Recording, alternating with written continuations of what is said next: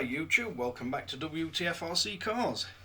So, we're building the shocks up for the Xray XT8E 22. I'm going to run through one, because I'm pretty sure you don't want to watch all four just being repeated over and over again. And we're going to need bags 11.1 and 11.2. The short ones are for the front, and you're filling them with 550 CST oil, and the rears are 450 CST, and they're the longer ones. So on each one, and we're building this to what it says in kit, so on each one you've got shock shaft and you've got a little damper.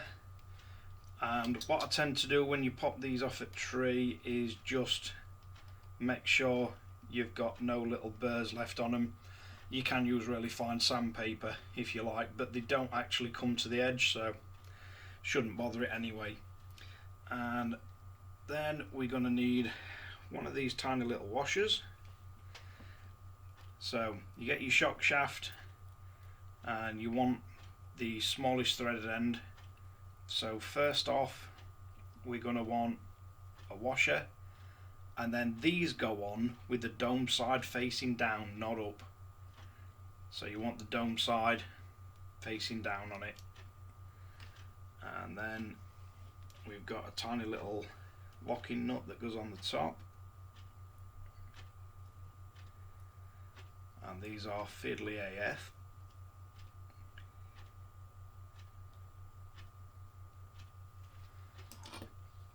And it also helps if you've got a set of these shock clamps. Now, one thing it does warn you about in the instructions is do not over tighten this, else you're going to deform the actual damper.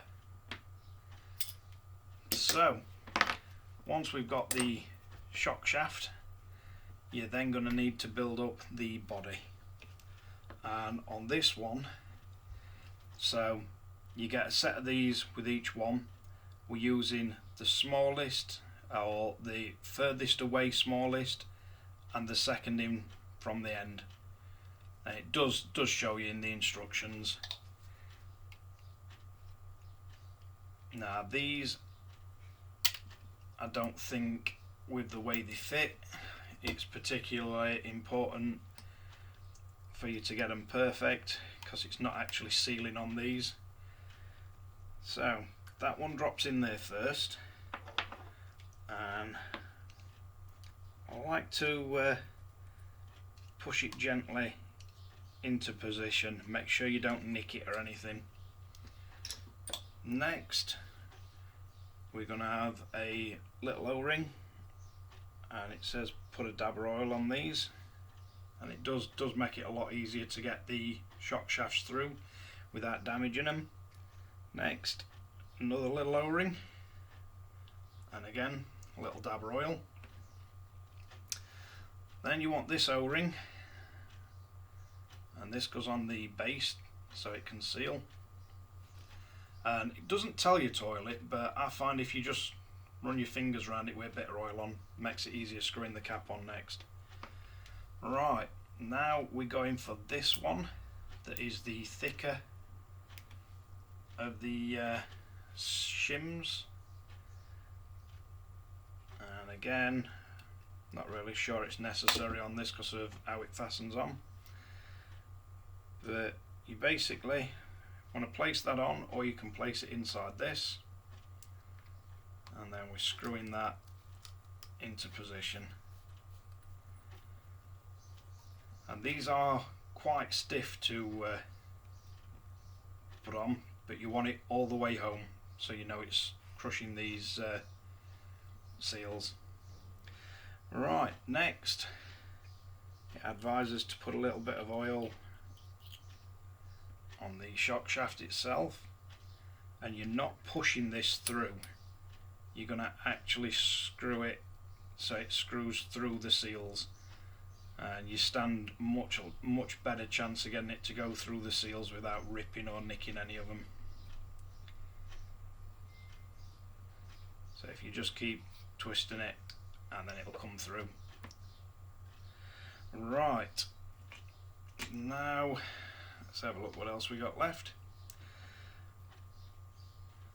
So when you move on to filling them, what it advises to do is put the rubber boot and everything on first. So let's get that into place. And I think it is easier if you put this on before filling it, just because you can hold the actual shock plunger down. You can hold the damper down while you get the rubber boot over the end. And you just want to make sure that's seated correctly all the way around. Then we're going to want one of these bottoms and an olive.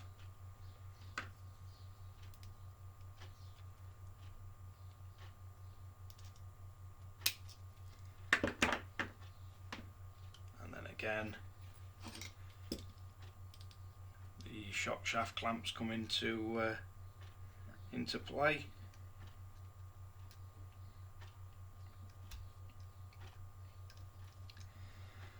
And you just need to get that started, and then I find it easy to just get one of these bits.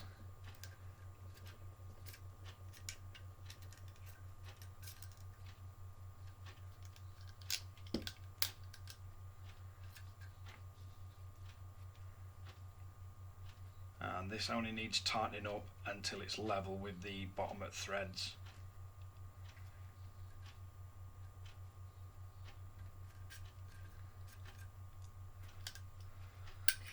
And that should do us on that one.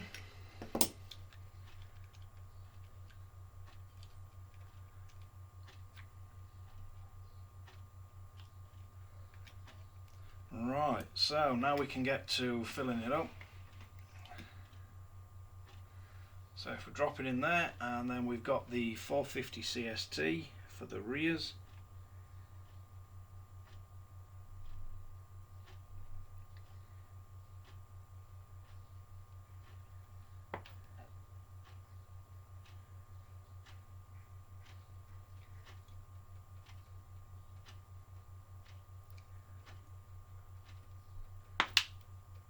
And I'm hoping X-Ray's given us enough of this shock oil. They usually do.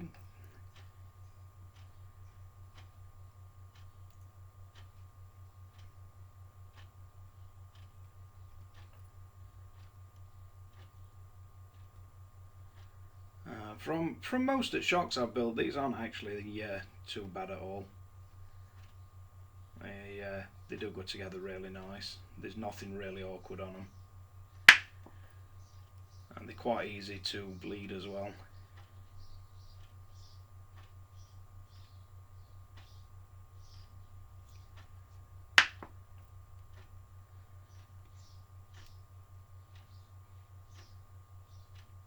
And you're going to want to fill this up pretty much level with the top.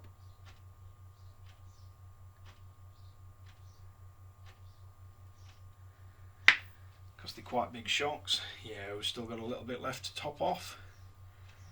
So basically you want to move the shock through its full travel.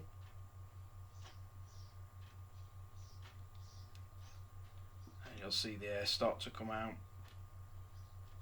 Now it does advise to do this about 4 or 5 times.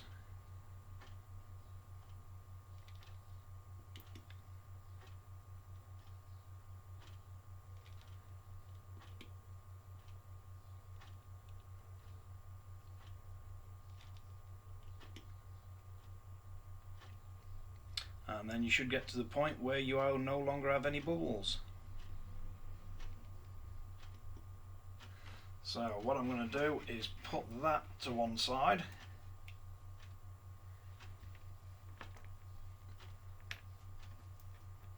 And this big seal, this goes into the ring preload adjuster. So you just slide that in there. And then this cap that way facing the top, and it slides into the shock cap.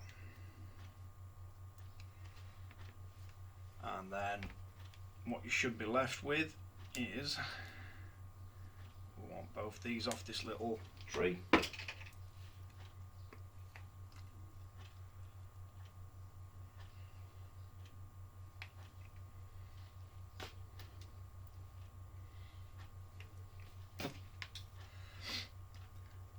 So basically with these, they go into the shock cap, and so you want the plastic one first, and then the little plastic washer goes on the metal one, and they just slide together.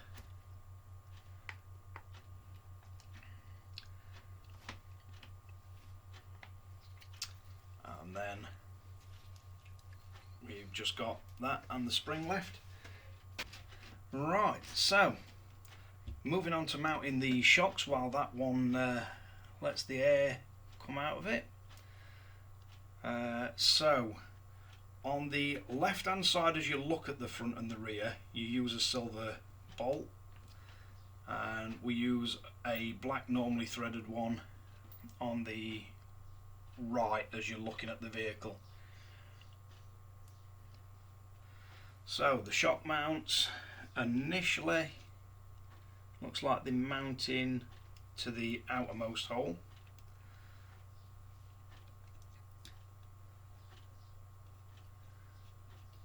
It doesn't look like they're using any washers on these.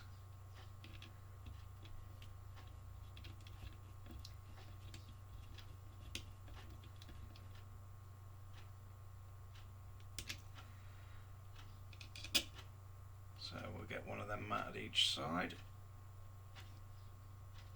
It looks like you get 4 of these, and from what I can tell, they're all exactly the same.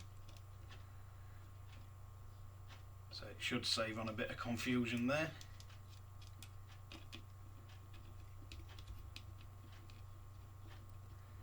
And when you're going for the bottom mounts on the A-arms, looks like we're going for the middle hole.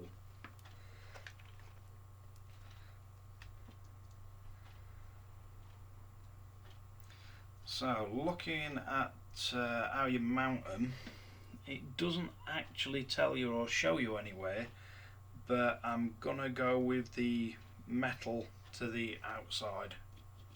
So the metal flange to the outside, so it's not tightening the vehicle, the nut up against plastic, because the actual bushing comes all the way through. So the plastic parts, the little washer and the plastic insert, it's just working as a bushing then.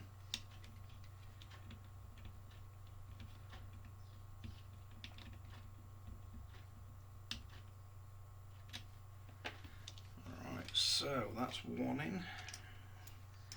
Let's see if we can get this to go in. And if I remember rightly, these silver ones are reverse thread.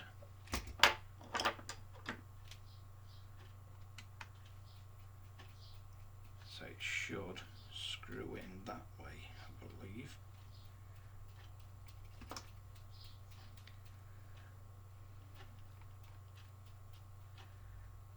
But that don't look like it's going to.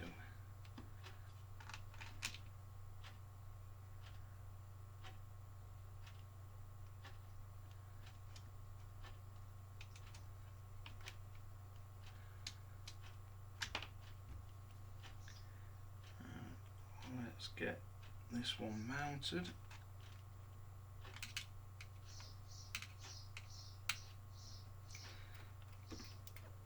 And I'm sure these are reverse thread.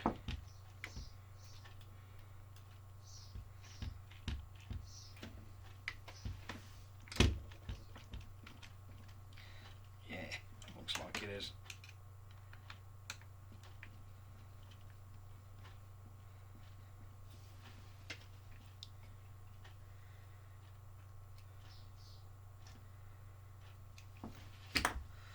So that's one shock.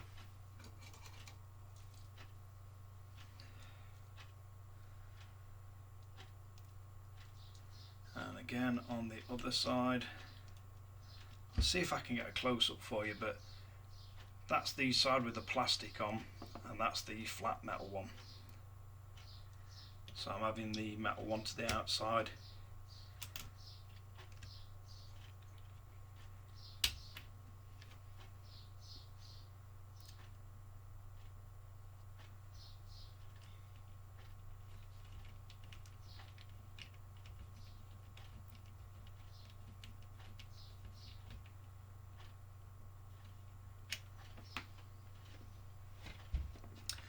And this time it's a standard thread orientation, and again we're going for the middle center mounting hole.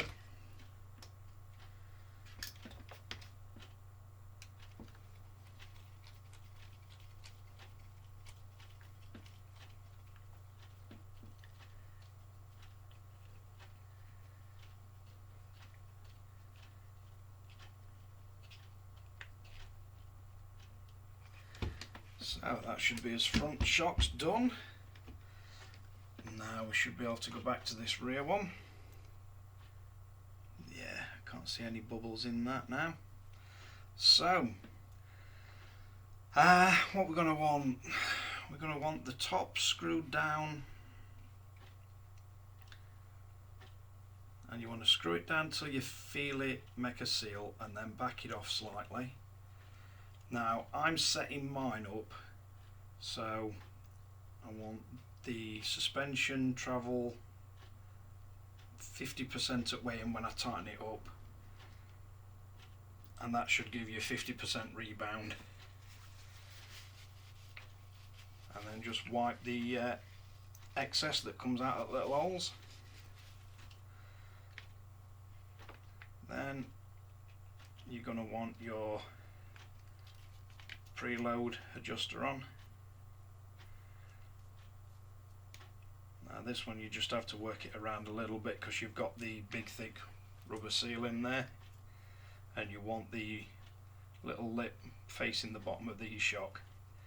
Now the front ones, I believe the stock preload is 5mm down from the top of the shock, and these rear ones I believe it's 7. So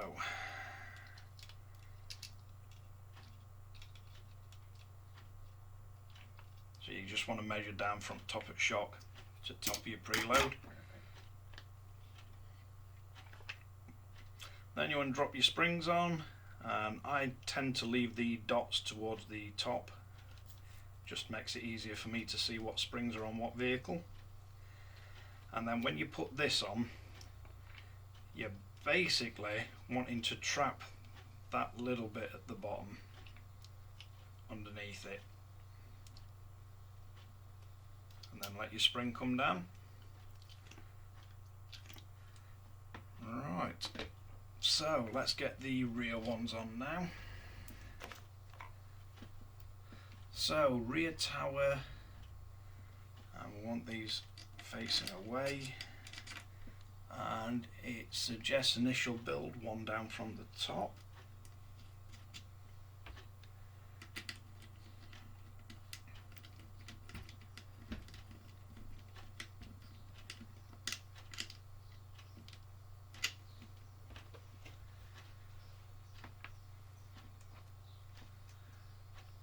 And again, I'm going for the metal to the outer side.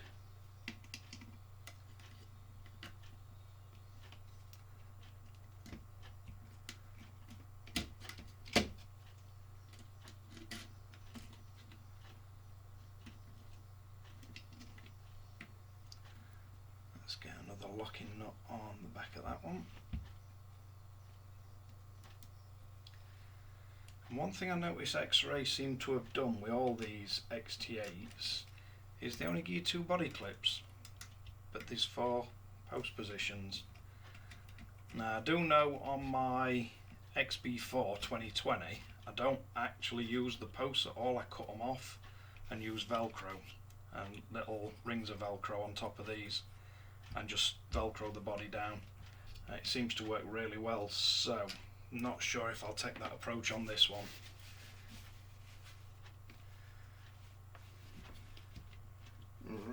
So on the rear again, we are going for centre.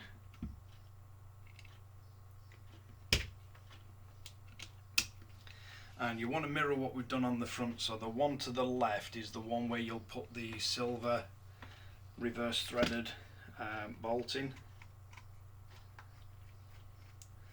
and the one on the right, as you're facing the vehicle, has the black normal threaded bolt.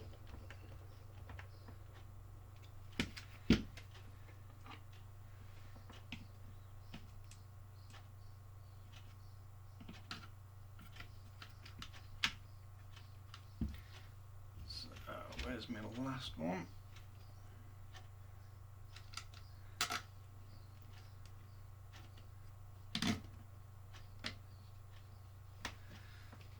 So let's get a little locking nut on the back of that one.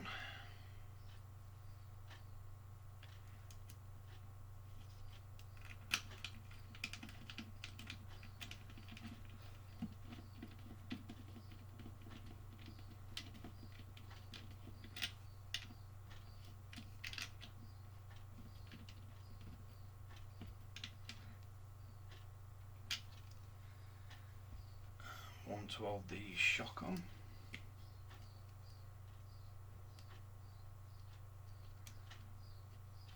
And by the time you finish this, you'll have silicone all over your hands. Unless you wear gloves, but who wears gloves?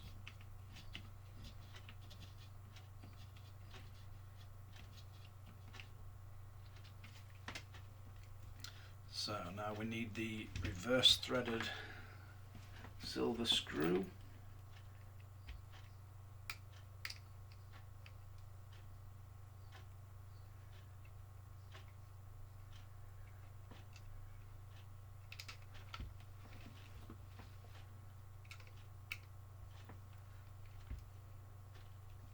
I think the first time I came across this setup was on the Hebeo Hyper-VS Nitro, and they have the silver reverse threaded screw on the left hand drive shaft as you look at the left hand A-arm as you look at the vehicle, the bottom of shocks. Right, so that is all the suspension, all the electrics, apart from the little link wire. I need to get that one made up. So we need to make one of these up. We need a rear wing there. So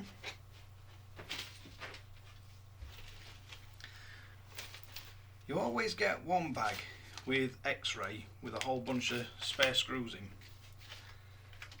You don't get a body shell, but you get a bunch of spare screws.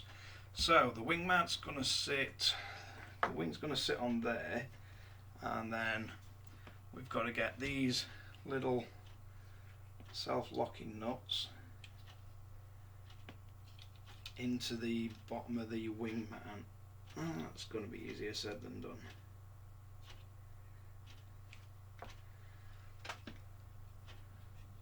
So they slide underneath and it makes them captivated. And get them into position.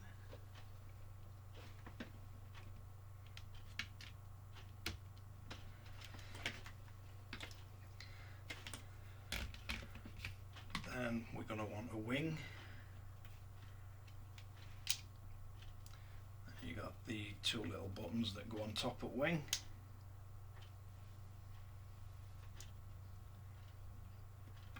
And two screws.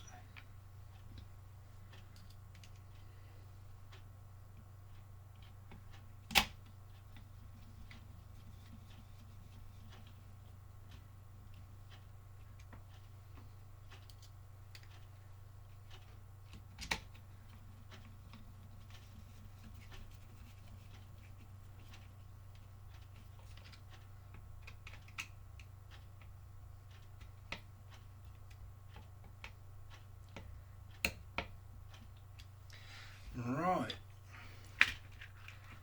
next we're going to want some wheels. So I better fetch my wheels. Right, so these are the wheels and tyres we're going for, and they're by Hot Race Italy, and these are the soft compound, should have a green dot, yep, green dot on them. So let's get these mounted.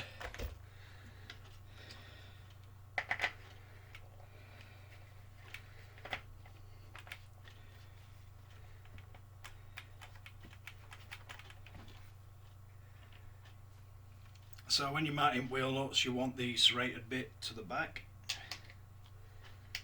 to the actual wheel face itself.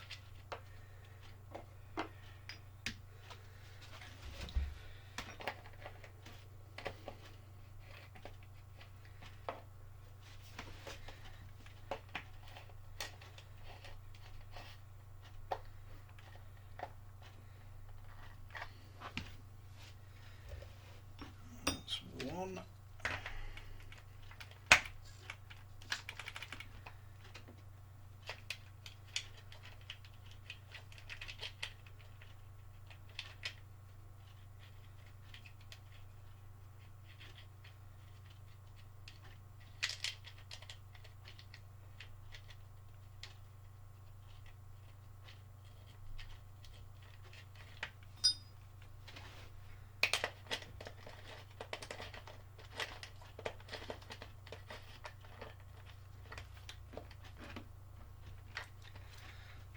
Two,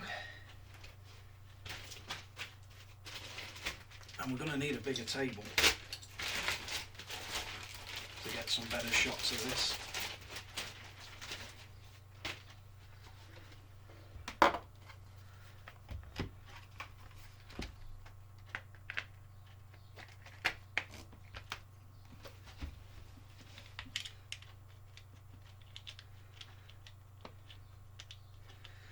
These tyres do come with pretty good foams in them, and the tyres are also vented.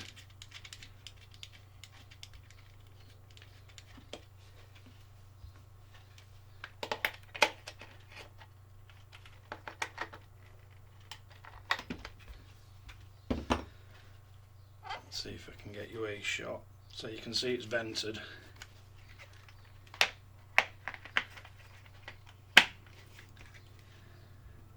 And I do get some pretty good reviews as well.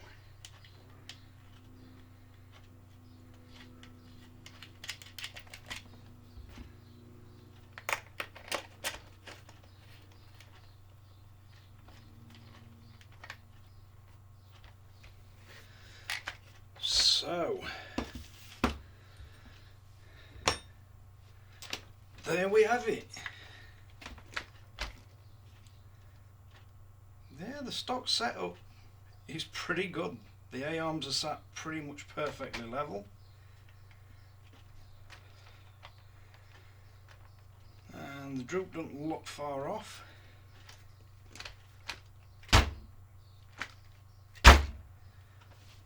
And it lands pretty good. So, next, let's have a look.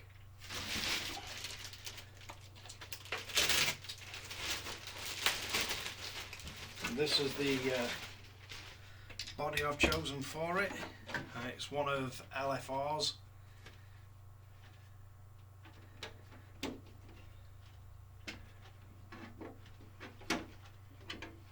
So it does look like the body mounts are pretty much bang on.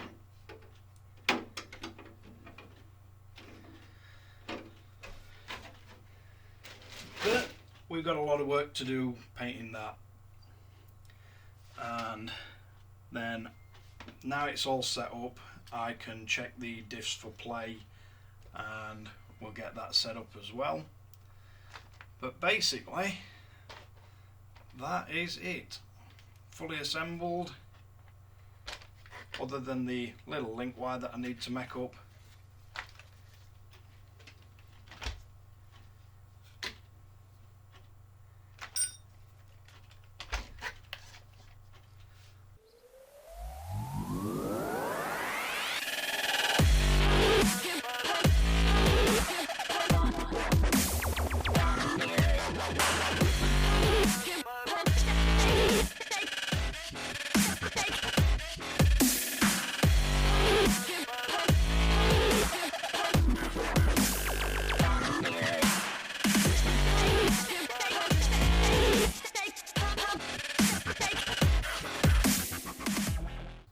hopefully soon we can get some running videos of this. So, thanks again for watching Wtf Rc Cars. If you like the video, like and subscribe. Don't forget to hit the notification bell. And I'll catch you guys again in the next one.